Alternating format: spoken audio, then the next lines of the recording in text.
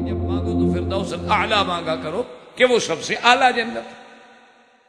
اب جناب سمجھیں کہ اللہ تبارک و تعالی ہمیں سمجھ دے، بات یہ ہے کہ مثلا ایک حدیث مبارک ہے کہ دجال جو ہے وہ ہر جگہ جائے گا، لیکن حرمین الشریفین میں، حرم مکہ اور حرم مدینہ میں دجال داخل نہیں ہوگا، لا يدخلها، حتیٰ کہ حدیث میں آتے والا انقا بها الملائکہ، اللہ نے فرشتوں کی ڈیوٹی لگا رکھی کہ دجال داخل ہوگا تو مار مار کے بھگا۔ اچھا، اب ایک حدیث مبارک میں ہے، حضور فرماتے ہیں کہ میں نے خواب میں دیکھا کہ سیدنا عیسیٰ ابن مریم دو انسانوں کے کندھوں پہ ہاتھ رکھے ہوئے کعبۃ اللہ کا طواف کر رہے ہیں،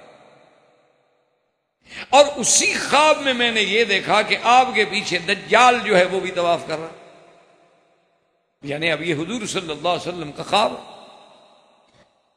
اور یہ بات آپ کو الحمدللہ میرے سابقہ دروس میں کہیں نہ کہیں آپ نے سنی ہوگی کہ ہر پیغمبر کا خواب جو ہے وہ تو وحی ہوتا ہے، وہ تو غلط ہو نہیں سکتا۔ نبی کا خواب جو ہے وہ تو بالکل سچا ہوتا ہے، وحی۔ اب حضور فرماتے ہیں کہ میں نے دیکھا کہ دجال کعبۃ اللہ کا طواف کر رہا ہے اور عیسیٰ علیہ السلام کے پیچھے، آگے عیسیٰ علیہ السلام ہے، یعنی وہ آگے جا رہے ہیں تو پیچھے دجال بھی طواف کر رہا ہے۔ اچھا، وہ بدبخت دیکھو کمال اس کا یہ ہے کہ عیسیٰ علیہ السلام نے جیسے دو انسانوں کے کندھوں پہ ہاتھ رکھا ہوا ہے، دجال نے بھی دو آدمیوں کے کندھوں پہ ہاتھ رکھا ہوا، وہ بھی طواف کر رہا ہے پیچھے۔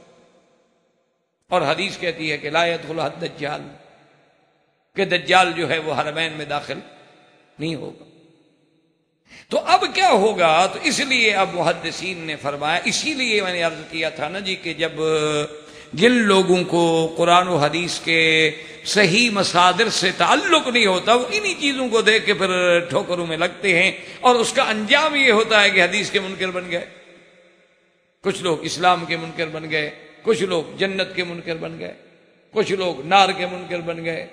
انہوں نے کہا جناب یہ کیا آپ کہتے ہیں جنت ہے، آگ ہے، نار ہے؟ یہ تو بس یہ ہے کہ اللہ کی رضا اور اللہ کے غضب کا ایک تصور ہے کہ اللہ راضی ہے۔ جیسے ہم کہتے ہیں کہ میاں اگر کسی کو اچھی بیوی مل گئی، صالحہ بیوی مل گئی، اور میاں بیوی کی آپس میں انڈرسٹینڈنگ ہو گئی تو گھر جنت بن گیا، ورنہ گھر جہنم بن گیا۔ وہ کہتے ہیں گھر جنت جہنم تھوڑا گھر ہے، وہی گھر ہے۔ کہتے ہیں کہ محاورہ ہے، ورنہ کوئی جنت نہیں، کوئی جہنم نہیں۔ اسی طرح بڑے بڑے لوگوں کو ٹھوکر لگی، انہوں نے کہا کہ ابراہیم علیہ السلام کو آگ میں ڈالا گیا اور آگ جو تھی وہ ٹھنڈی ہو گئی، اور آگ کے اندر ابراہیم علیہ السلام بیٹھ رہے۔ انہوں نے کہا جی یہ بات ہے ایسے خامخواہ کے لیے۔ انہوں نے کہا کہ یہ دھوکہ ہے، آگ کا معنی تھا کہ ابراہیم علیہ السلام ایک فتنے میں مبتلا ہو گئے دشمنوں کے، جیسے ہم کہتے ہیں کہ یار اس بندے نے تو ایسی شرارت کی ہے نا، آگ لگا کہ فلاں بندے نے جناب ایسی بات کی ہے جناب، اللہ معاف کرے یار، کوئی ایسا فتنہ ہے کہ اس کی باتوں سے تو بس آگ بھڑک اٹھتی، حالانکہ کوئی آگ تو نہیں ہوتی۔ کیوں؟ انہوں نے کہا کہ جناب یہ کیسے ہو سکتا ہے کہ آگ کی صفت ہے جلانا، ہر چیز اپنی خاصیت کیسے بدل سکتی؟ تو اس لیے لوگ ٹھوکروں میں پڑ گئے، اور بڑے بڑے لوگ، چھوٹے چھوٹے نہیں، بڑے بڑے لوگ اور بڑے قداور لوگ، بڑے بڑے علماء جنہوں نے قرآن کی تفسیریں لکھی ہیں، وہ خود راستے سے ہٹ گئے۔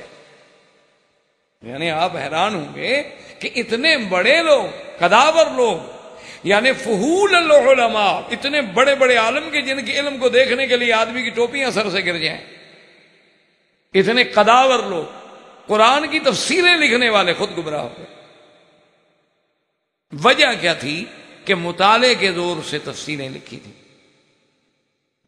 اسٹڈی کی، کتابیں پڑھی، لائبریریوں میں گئے، مطالعہ کیا، 40-50 تفسیریں دیکھیں، اور اس کے بعد خود تفسیر لکھنے بیٹھ گئے۔ اور جو مصادر علم کا مصدر ہے وہ نہ سمجھے، اس کو نہ سمجھ۔ تو اس لیے یہ بات یاد رکھیں کہ اب محدثین کرام، مفسرین کرام، علماء اسلام، علماء اسلاف، سلف صالحین، انہوں نے یہ ارشاد فرمایا، انہوں نے کہا بات سنو، بالکل حدیث صحیح ہے کہ دجال حرمین میں داخل نہیں ہو، اور حضور پاک کا خواب بھی صحیح ہے کہ دجال طواف کر رہا تھا. تو انہوں نے کہا یہ کوئی تعارض نہیں ہے. دجال کب حرمین میں داخل نہیں ہوگا؟ جب دعویٰ دجالیت کا کرے گا، جب اپنے آپ کو دجال ہونا ڈکلیئر کرے گا. جب دجال کا دعویٰ ہی نہیں کیا تو پہلے کیوں نہ آئے؟ پہلے کیا مشکل ہے اس کا مکہ مدینے میں آنا؟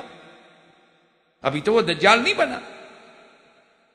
جیسے ابلیس جب تک ملائکہ کے ساتھ تھا، صالحین من الجن، جنوں میں سے سب سے اچھا آدمی، اتنی عابد زاہد کہ اللہ نے ملائکہ کے ساتھ جنت میں رکھا ہوا ہے، تو جب تک اس نے اللہ کے حکم کا انکار نہیں کیا، اس نے تکبر نہیں کیا، اس نے سجدہ آدم سے اعراض نہیں کیا، تو ابلیس نہیں بنا. اس سے پہلے تو جنت میں رہتا. اسی لیے اگر دجال پہلے آ جائے، مکے میں رہے، مدینے میں رہے، کوئی بات نہیں، کوئی مشکل نہیں. اسی لیے بعض صحابہ کو تو یہ بھی گمان گزرا کہ ابن سیاد جو ہے وہ دجال ہے، کیونکہ اس کی عادات، اس کی شکل، اس کی صورت، اس کی باتیں ملتی جلتی تھی. تو صحابہ، بڑے بڑے صحابہ جو تھے وہ بیچارے اس شک میں مبتلا ہو گئے کہ کہیں یہی ابن سیاد جو یہی دجال تو نہیں.